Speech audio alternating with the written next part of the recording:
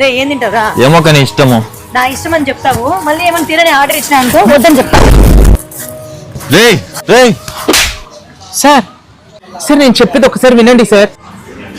Sir మీరు అతను కొట్టి మంచి పని చేశారు సార్. సార్ అతనికి లేడీస్ వీక్నెస్ సార్, అదే పనిగా నేను పట్టుకుంటాడు అతను. ఇంకొకసారి ఏ ఆడపిల్ల జోలికైనా పోయినావో ఈసారి చెంపదెబ్బతో వదిలిపెట్టా, మళ్ళీ ప్రాణాలు తీసేస్తా. అర్థమైందా?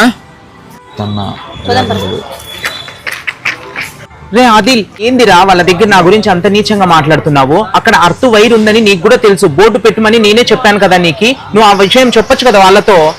నాకు తెలుసు ఉన్నట్టు, కానీ నేను అదే పనిగానే చేశా. అదే పనిగానా? ఎందుకురా? లేదంటే 10 నుంచి గాడిద కష్టం చేసేదేమో నేను, బెస్ట్ ఎంప్లాయ్ మాత్రం నీకా? అది మనసులో పెట్టుకుని నా మీద ఇంత ద్వేషాన్ని పెట్టుకున్నావా? రే, ఒక కాకి సమస్య వస్తే 100 కాకులు కావు కావు అని అరుస్తాయిరా. మనం ఇద్దరం ఒకే చోట పని చేస్తున్నాము. తోటి ఎంప్లాయ్కి సమస్య వస్తే నువ్వు తోడు రావాల్సిండేది పోయి రాబందులాగా నా మీద చాడీలు చెప్తావా? బాగున్నావు పో. రే, తను నా ప్రాణాలు కాపాడడానికి పట్టుకున్నాడు రా. ఎంత అపార్థం చేసుకున్నాం రా మనము. ఫస్ట్ పోయి సారీ చెప్పాలరా. నిజమే అక్క, ఎంత తప్పు చేశాను అక్క అతన్ని కొట్టి. సారీ చెప్దాం రా. సరే పొలం పక్క. బ్రదర్ సార్ నాదేం తప్పు లేదు సార్, నేను నిజం చెప్తున్నాను. అన్ని విన్నాం బ్రో, సారీ బ్రో. చెప్పుడు మాటలు విని మీ మీద చేయి చేసుకున్నాను. కానీ ఆ పిల్లడు చేసింది చాలా తప్పు. జలసీత మీద నిందలు వేసినాడు.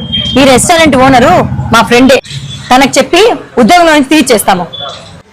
సార్ వాళ్ళ అమ్మ అనారోగ్యంగా ఉంది సార్, వానికి ఉద్యోగం ఇప్పుడు చాలా అవసరము. ఆ ఉద్యోగం పోతే వాళ్ళ ఇల్లు గడవడం కూడా చాలా కష్టం.